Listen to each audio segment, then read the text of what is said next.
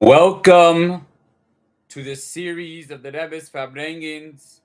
In this episode, we will be learning the Farbrengen of Yud Gimel Tammuz, Tafshin Yud Beis 13 Tammuz 5712.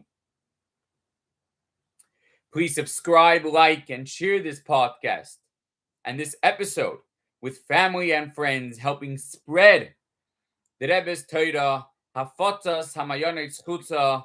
Now let's begin. Everything that happens that we can relate to originates and comes from our forefathers, from the Avos. Avraham, Yitzchak, and Yaakov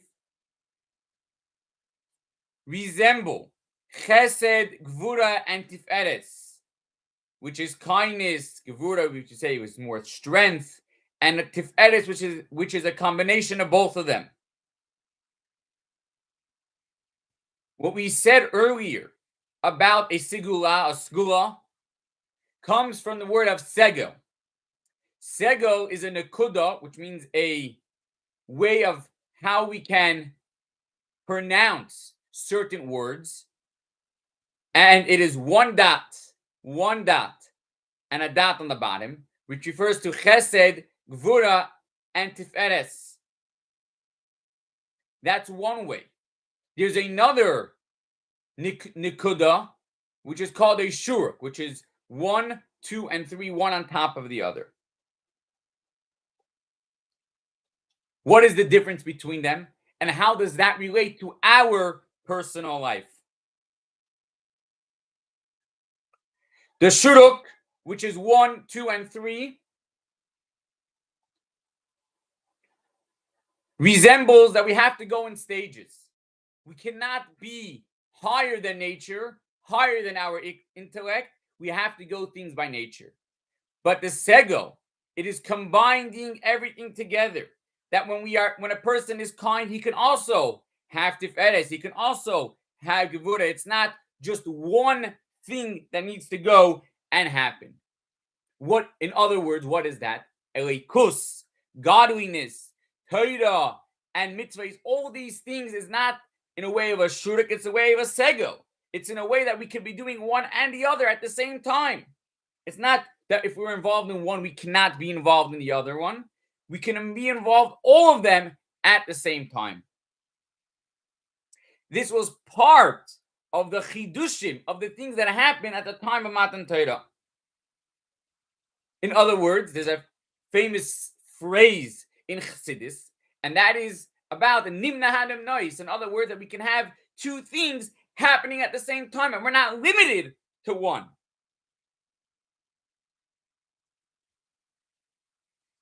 Was the first of all the Avos, which we resemble, that was Abraham, which we know that he was Echad and Yechidi. He was the only one in the world that recognized Hashem. And he was the one that called out to the other people, that made others call out to Hashem. He was the one that opened up all the channels for us to connect to Hashem in a way which is not limited to this world. Something which is much higher than this world. Something which is not limited.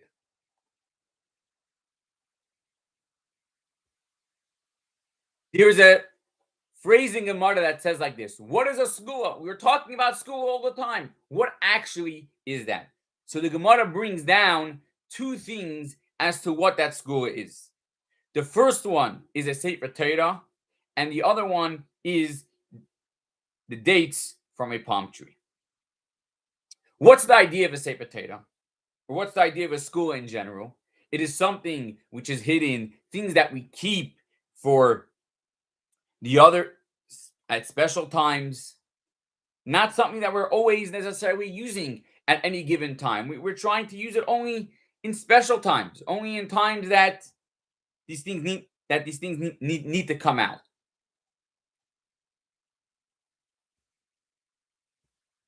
We know that our Torah and mitzvahs that we do in this world,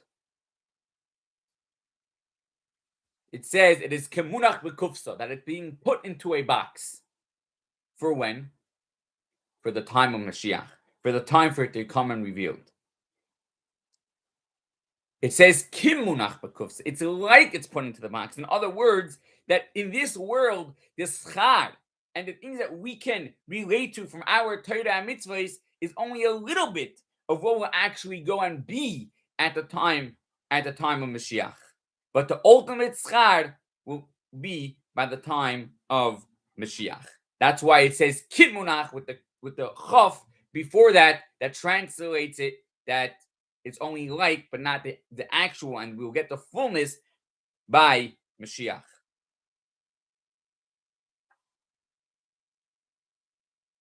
Now, when it comes to learning Torah, we need to have a few conditions or things that are involved in Torah. Like a person needs to, number one, know what he's learning. He has to learn lishma for learning. He also needs to have ava and yira, love and fear, while he needs to go and learn to make his learning valuable. And as you know,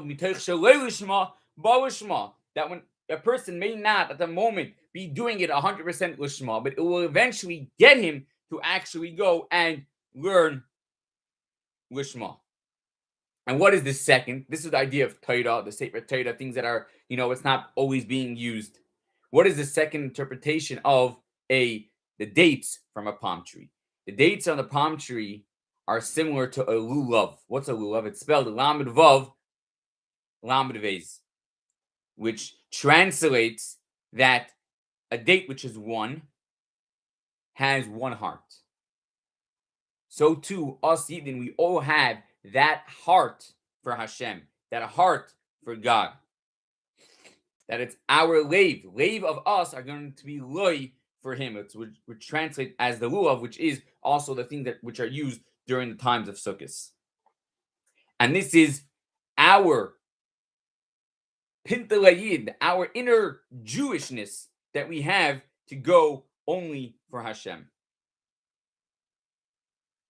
And then eventually, it will actually eventually come out to be revealed into the world. Now, this is all connected to the days of Yud Beis and Yud Gimel Tammuz, which we were discussing until now, and which we're going to continue to be discussing. How these are the days of school, because just like we said, who gives us the strength when it comes to school? Who is that? That is Avram Avinu and Yitzchak Avinu and Yaakov Avinu, all of the others. Who gave it to us here at the time of Yud Beis and Gimel Tammuz? That was the Friedrich Rebbe. The Friedrich Rebbe went on this Mesiras Nefesh to even give up his life for what he was doing, spreading all that, the Jewishness around Russia at the time and all really throughout the whole world. He was like, as we say, the feet go after the head. We are just, who's the head? Who's the Nasi? That's the Friedrich Rebbe. We are just like the feet, and we are going after that, and gave us, through what the Friedrich Rebbe did, is giving us the strength.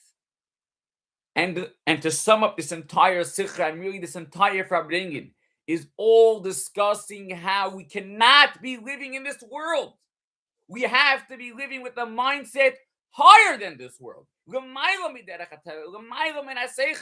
Because that is what ultimately what Mesiras Nefesh is. And that's what Yud Beis and Yud Gimel Tammuz is. Because that's what the Friedrich Rebbe was. The Friedrich Rebbe, what he did wasn't that way. And all the Rebbes did things in that way. And these are special days, and days that we can ask for whatever we want. And we should use out these days through learning and doing things in a way of Lamaila, Miderech HaTeva, Begashmis, or V'ruchnius. And the Rebbe finished this Sikha with saying the Rebbe's Niggin, which was Samuch HaNafshi, and then we will continue in next episode. We just finished now the second Sikha of the Farbringen, and stay tuned to hear more.